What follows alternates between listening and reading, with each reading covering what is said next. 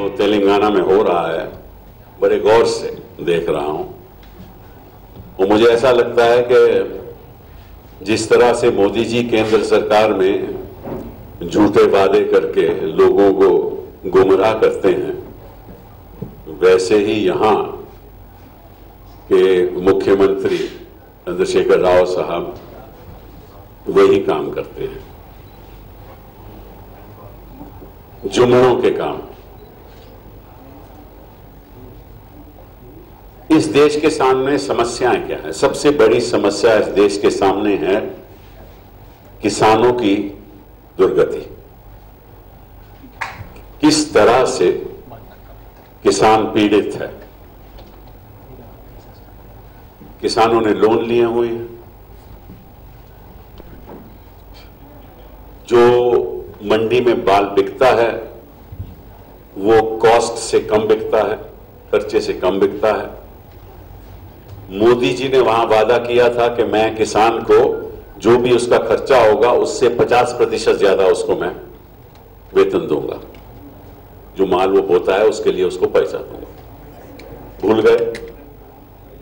भूल गए बिल्कुल। यहां मैं आज ही पढ़ रहा था अखबार में, यहां जो मिर्ची है किसान वो बेचारा बेच नहीं पा रहा। पहले वो 1100-1200 रुपए में बेचता था, अब कहते हैं कि 200 रुपए दाम हो गया है। पहले जो वो प्याज बेचता था उसका भी उसको मुनाफा नहीं हो रहा, और दूसरी ओर उसके ऊपर कर्ज है, तो किसान बेचारा करेगा क्या? जब कहते हैं हिंदुस्तान में there is an India and there is Bharat, तो तेलंगाना में मुझे ऐसा लग रहा है यहां मल्टीनेशनल कंपनीज और वहां किसान सुसाइड कमिट कर रहा है। इसी साल 348 सुसाइड हुए हैं फार्मर्स के कार्यकाल के। जब तक चंद्रशेखर राव जी साहब आए हैं, मुख्यमंत्री बने हैं, 3000 से ज्यादा हो चुके हैं, 3300 हो चुके हैं, लेकिन अभी इसी हाल में 348 हुए हैं। और अगर किसान के लिए आप कुछ नहीं करोगे, और तेलंगाना में जैसे लगता है कि दो प्रांत हैं, एक तो अमीर मल्टीनेशनल्स का प्रांत और एक गरीब का प्रांत, और संख्या आपको मालूम है गरीबों को ज्यादा है। तो ना तो मोदी जी कुछ किसानों के लिए कर रहे हैं, ना यहां मुख्यमंत्री कुछ किसानों के लिए कर रहे हैं। कर्जा माफ कह रहे थे, कर्जा माफ किया, कुछ हद तक किया, लेकिन इंस्टॉलमेंट्स में कर रहे हैं। और उसकी प्रॉब्लम यह है कि अगर इंस्टॉलमेंट्स पे आप करोगे तो जो इंटरेस्ट उस पर चढ़ता है वो बेचारा किसान वापस नहीं करता, तो उतनी देर में तो इंटरेस्ट बढ़ जाता है, तो किसान बेचारा करेगा क्या? तो एक सबसे जो गंभीर मामला देश के सामने है वो है किसानों की हालत। और जीएसटी आने के बाद और बदतर हो जाएगा, वो मैं बारीकी में अभी जाना नहीं चाहता। तो पहली बात तो ये। दूसरी बात, जो भी देश के सामने एक बड़ा गंभीर मामला है वो है बेरोजगारी का। युवा लोग जब यूनिवर्सिटी से बाहर जाते हैं और नौकरी ढूंढते हैं, उनको नौकरी नहीं मिलती। सबसे बड़ा मुद्दा है ये हिंदुस्तान में। मोदी जी ने वादा किया था कि मैं हर साल 1 करोड़ नौकरियां युवाओं को दिलाऊंगा, हर साल 1 करोड़। इन्होंने कहा हर साल 1 लाख। जब ये मुख्यमंत्री बने, कहां है वो नौकरी? इनके तो मंत्रालयों में और सरकारी मामलों में जो नौकरियां 1 लाख से ज्यादा हैं वो ही नहीं भर्ती कर पा रहे हैं। बाकी लोगों को, युवाओं को क्या नौकरियां देंगे ये? नौकरियां तो तभी मिलेंगी ना जब उद्योग बढ़ेगा, जब पैदावार बढ़ेगा, जब एमएसएमई सेक्टर में उन्नति होगी।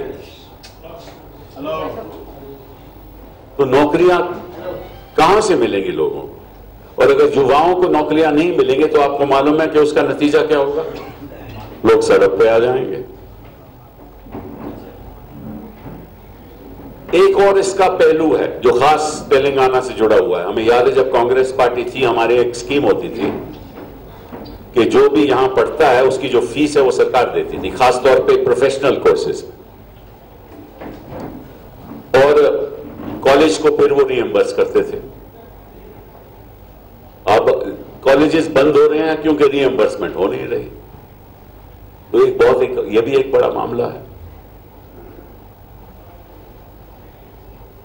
फिर इन्होंने कहा था कि मैं लगभग 25 लाख लोगों को, जो वंचित लोग हैं, SC ST हैं, जिनके पास कोई अनएम्प्लॉयड लोग हैं, जिनके परिवार में कोई रोजगार नहीं है, इन्होंने ये वादा किया था TRS ने कि हम लगभग हर ऐसे परिवार को 2 बेडरूम घर और पाइप्ड वाटर देंगे। कहां है वो? केवल इन्होंने 600 घर बनाए हैं, कुछ विलेजेस में 600 घर बने हैं, और 300 घर हैदराबाद सिटी में बने हैं। और पिछले साल इन्होंने कहा था हम 1 लाख घर इसी साल बनाएंगे। वो कहां है घर? इलेक्शन जीतना तो आसान है, लोगों को गुमराह करना तो आसान है, लेकिन जो वादे पूरे करने हैं वो बड़ा मुश्किल होता है। इन्होंने कांग्रेस पार्टी के जो अच्छे काम थे, वार करके झूठे वाक़े देके सत्ता तो पा ली। अब आहिस्ता आहिस्ता जनता तेलंगाना की और देश की समझ रही है कि ये बोलने में तो माहिर हैं लेकिन काम करने में जीरो।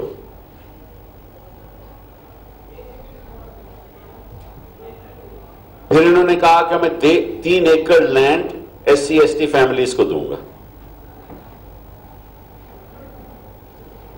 तो कहां से देंगे? उसके लिए अब आपको लगभग 10,000 लोगों को जमीन देनी पड़ेगी।